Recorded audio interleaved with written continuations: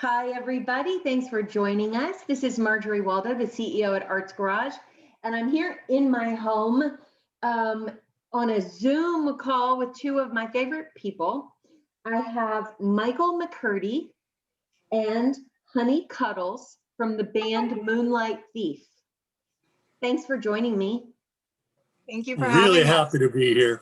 Very cool. And it's a great way. We started doing these interviews in the midst of the pandemic, and it was one of the ways that we felt we could get our audience to get to know our bands a little bit better. And at the time, we were only doing online tickets. Now we're doing a little more. So your show is coming up this month. It's the 26th, which is the last Friday in February at 8 p.m. And you can attend in person. We have up to 90 seats. The county has extended the emergency order in Palm Beach County that requires us to stay at CDC guidelines, which is 50% capacity or 90 seats. We're still required to have masks on in the space, so it will be a safe space for people to attend in small numbers. The tables are spread out. And you can also buy a live stream ticket if you're not ready, if you haven't gotten your vaccine. There are lots of my people are getting their vaccine. They're telling me about it. And I'm thinking I'm going to get to see them real soon at Arts Garage. Makes me happy. So how are you? Tell me about Moonlight Thief. Tell me how long you guys have been playing together. I would say we've been together about 3 years. Yeah, about 3. How did you meet? How did that energy happen? Well, my story is a little silly. I was looking for a way to get further out into the South Florida music scene outside of Otis Cadillac because I wanted to sing more than just blues. And I saw this guy on Facebook saying he's looking to audition singers. I said, all right, I'll go. And it was this tiny little bar in Lake Worth. I did not know that this was a little bar at Lake Worth, and they were in the middle of a gig. And Awesome. our drummer, Jay Peskoff, was like, are you Honey? And I'm like, yeah. He's like, in a little bit, we'll fit you in. I'm like, fit me in the middle of your gig? So I made it through their first set, just watching, listening, following all these musicians. They were switching off places. I thought that was incredible. And I'm like, oh my God, I get to sing with these guys. Exciting. And they were like, so what song are you going to sing? I'm like, I don't know. What songs do you have? And they're like, do you know this song? And I'm like, nope. Do you know this song? Nope. Do you know What's Up by the Four Non Blondes? I'm like, yeah, I do. And I sang it. And they were floored, and I became part of their band as a backup singer. And then somehow it morphed into Moonlight with me being the lead singer. And I was really very cool. great. And that song is a particularly good one to show your range because you have a really beautiful range. So that's a good one. That it's cool that's serendipitous that they picked that one. That's cool. It is. And so Mike, you were engaged in the band already. Were you there when she was auditioning? Actually, she came before me. I got, again, Jay, the drummer who, is the band leader. Right. Somehow he came across either my own webpage or my Facebook page, but he called me and he said, we need a keyboard player. And he told me about the project and he told me how great Honey was. I said, all right, sounds good. When do you want me to audition? And he said, we're going to rehearse once or twice and then we're just going to play. And I thought, don't you want to hear me? And no, you'll be fine. So what was it, Honey? I guess we rehearsed once or twice. And then like a week later we were gigging. Yeah, we were gigging. And the same thing with Eric too.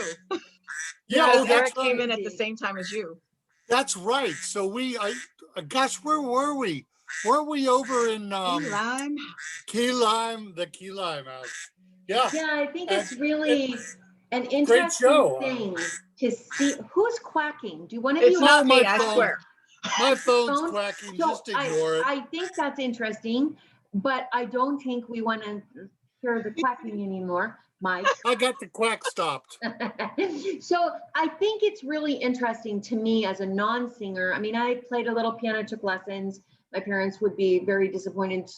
They would communicate their disappointment that I did not continue to play because they spent a lot of money trying to hope that I would.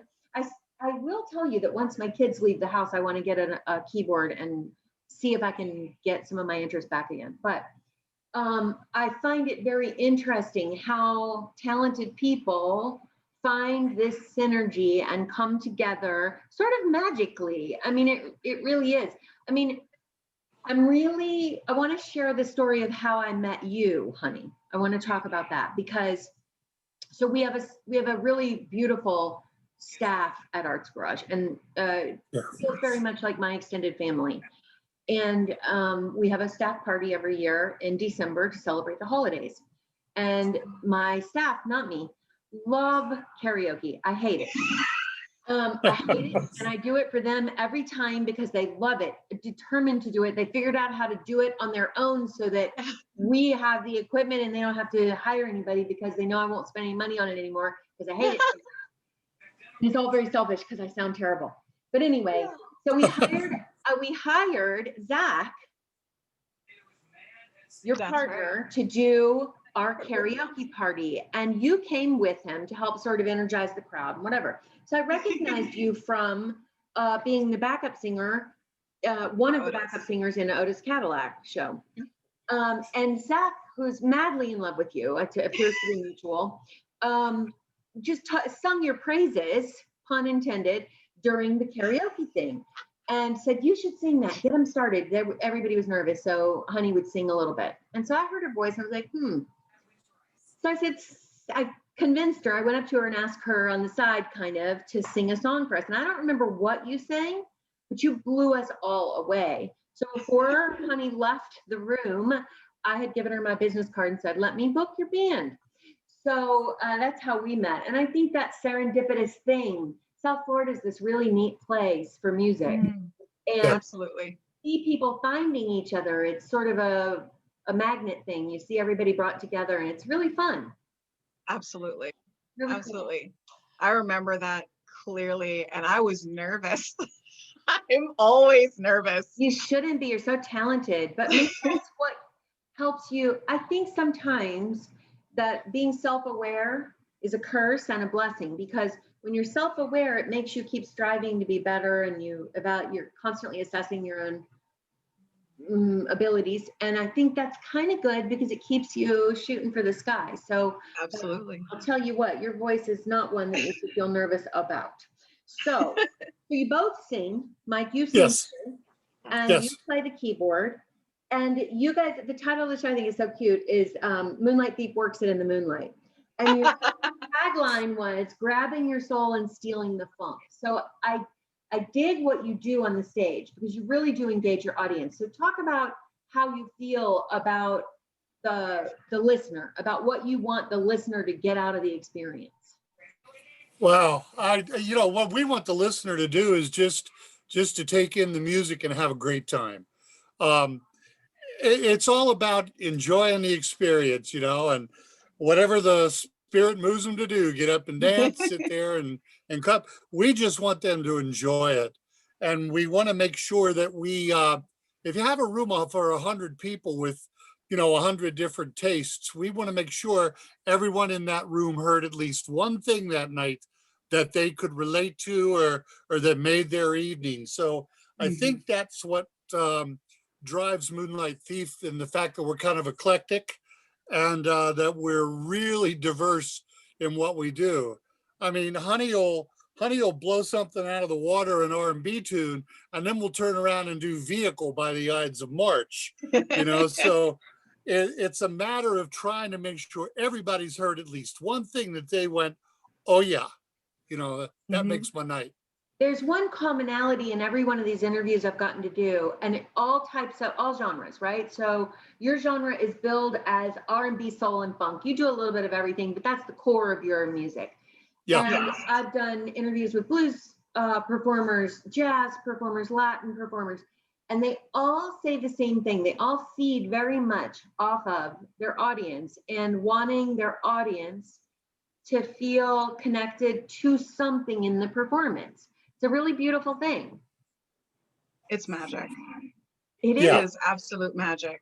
I live for that moment where I can see it on their face that there is something that they are connecting to in either the way that my musicians are wailing on a solo, or in a tender moment where I'm barely letting a note out and they feel it and they're engaging and embracing.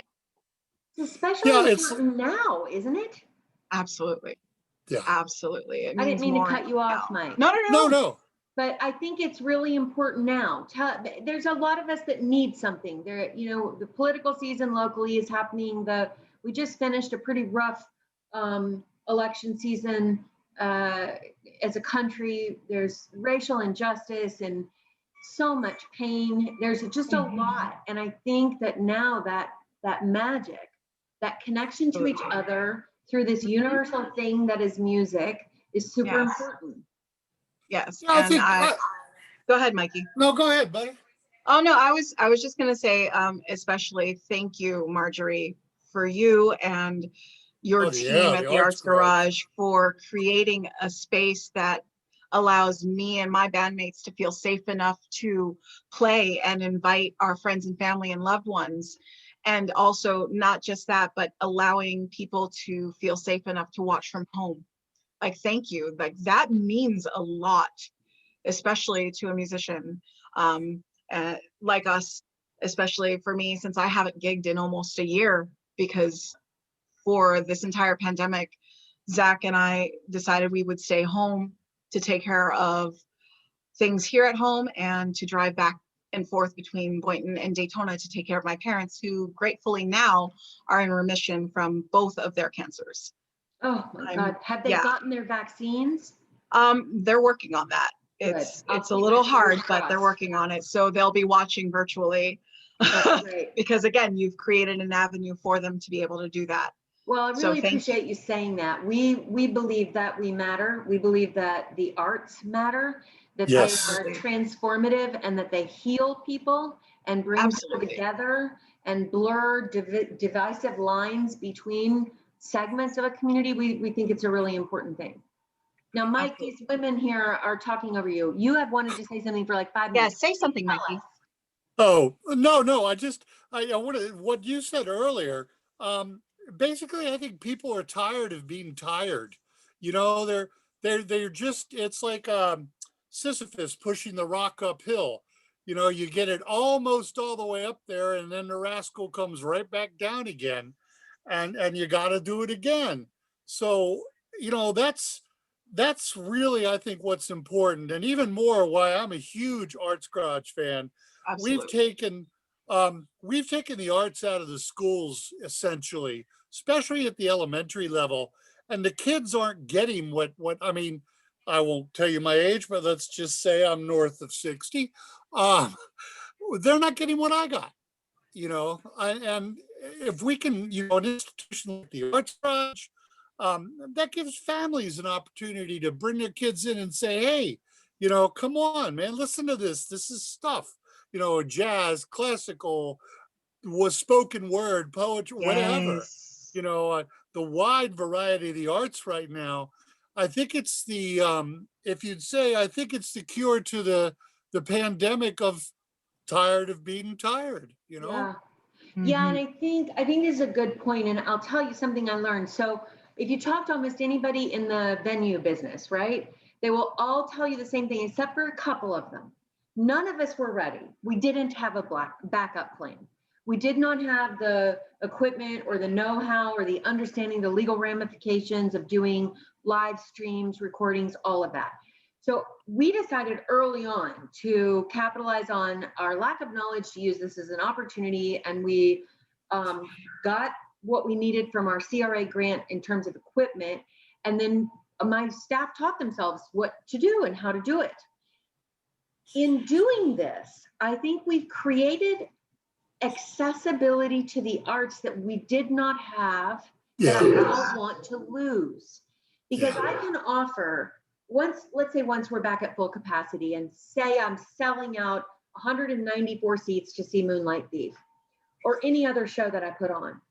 If I can offer a very inexpensive at home sliver of a live stream performance for people, then you're giving access to everyone. You really Yes. are. You're making Absolutely. affordability not an issue. So I think I'm hoping that a lot of us learn from that, and that we were able to sustain the effort to do the live stream, because even after the pandemic needs us to do it, we want to do it now so everybody's safe. But I think I want to keep doing it, because I think it's super important that we make sure everybody can get to us and we can get to them, right? Yes. No, yeah. You actually, the really interesting and cool thing about your live stream is it allows my friends and family the world around a way to watch, because they're always like, I want to see, but I don't live in Florida. Like my 6th grade teacher, Mrs. Sheldon, is getting tickets so she can watch from California. That's awesome. I have a friend in Japan who got tickets so he can watch and live stream during the time that he's teaching class. I just think it's the coolest thing. That's really cool. And they can interact with you too. So they can. How does that part work? So what'll happen is we'll have an iPad on the stage for one of your band, and my marketing team will capture any of the YouTube comments, or in this case, stellar comments, that are coming through the chat bar and feed them to you. So if your parents want to send you a message, they can send you a message, and then our team will make sure you can see that message. So you can look in the camera and say, love you, Mom. It's a really cool thing. We wanted that's amazing. Try to capture that live experience, because the artists feed from that. And the first couple we did, it was only live stream, and it was extremely awkward for the performers, because you're accustomed to feeding off of the audience energy. Off that live energy. Absolutely. So that's why we did it that way. And we've continued it. It's pretty cool. So let your people know that they'll be able to say hi to you and hear you respond. And I'll be able to say hi back. Yeah, it's really cool. It's really cool. Okay. It's amazing. So it was wonderful to get to talk to you both. I was looking to see if there was anything else that I wanted to cover, but I think we covered everything I had on my list.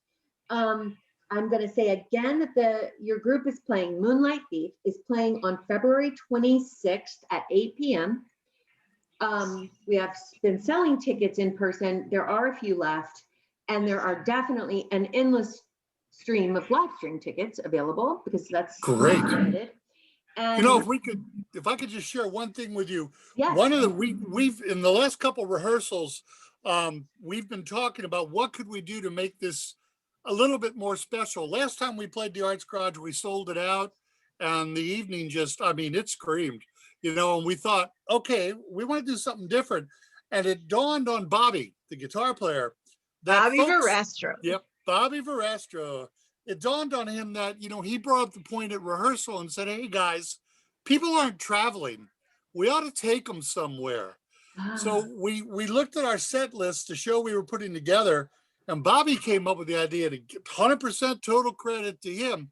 He said, let's take the Arts Garage folks on a trip.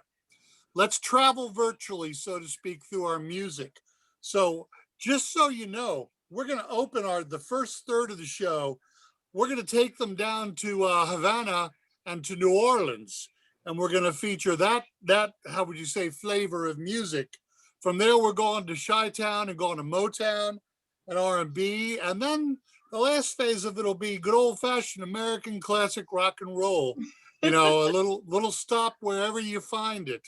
So we really want folks to watch the themes and get the flavor of what we're doing.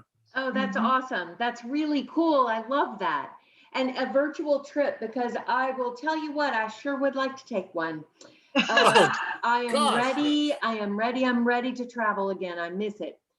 So then we'll take you on that trip. We're going to go on a trip on the 26th at 8 p.m. So check it out on artsgarage.org. Honey and Mike, thank you so much for sitting with me today. Thank you. Our pleasure. Thank you for having us. We'll see you in a little bit more than a week. That's right. Just a week from today. A week from today. Thanks, everyone.